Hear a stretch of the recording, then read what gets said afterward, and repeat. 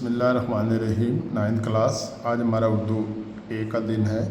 तो नामदेव माली की हमने रीडिंग कर ली थी। आज उसके MCQs और सवाल के जवाब लगवा देता हूँ। नामदेव पौधों और पेड़ों को समझता था अपनी औलाद। नामदेव के लगाए हुए पौधे हमेशा परवान चढ़े।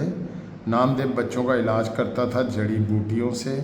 नामदेव की मौत वाक़या हुई शहद की मक्खियों की योरिश से।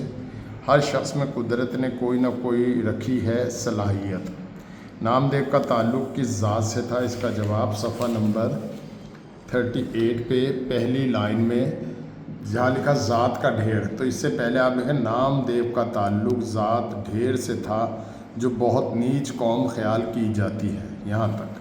दूसरा सवाल है नामदेव को अपने पौधों से किस हद तक लगाव था?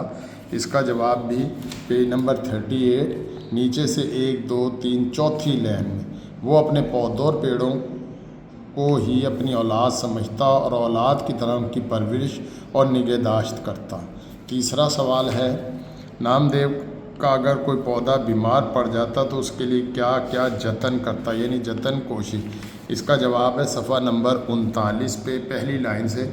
कभी किसी पौधे में इत्तफाक से कीड़ा लग जाता है या कोई रोग पैदा हो जाता है, रोग बीमारी, उसे बड़ा फ़िक्र होता, बाज़ार से दवाएं लाता, बाग के दरोगा या मुझसे कहकर मंगवाता, दिन भर इसी में लगा रहता है। इस पौधे की ऐसी सेवा मीन खिदमत करता है जैसे कोई हमदर्द और नेक दिल डॉक्टर अपने अजीज़ बीमार की करता है।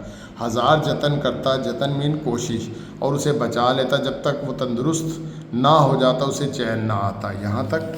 चौथा सवाल है नामदेव की मौत कैसे वाक़या हुई? ये इसी पेज में 40 पे। यहाँ से एक दिन नामालूम क्या बात हुई कि शहद की मक्खियों की योरिश हमला।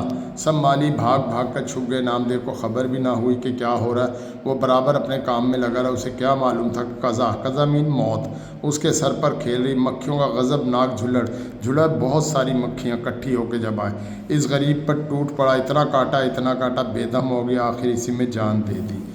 नेकी और बड़ाई का मेयार क्या है? इसका जवाब ये पेज नंबर 40 पे।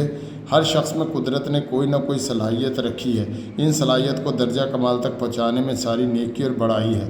दर्जा कमाल तक ना कभी कोई पहुँचा है ना पहुँच सकता है, लेकिन वहाँ तक पहुँचने की कोशिश में इंसान बनता है, ये समझो कुंदन हो जाता है।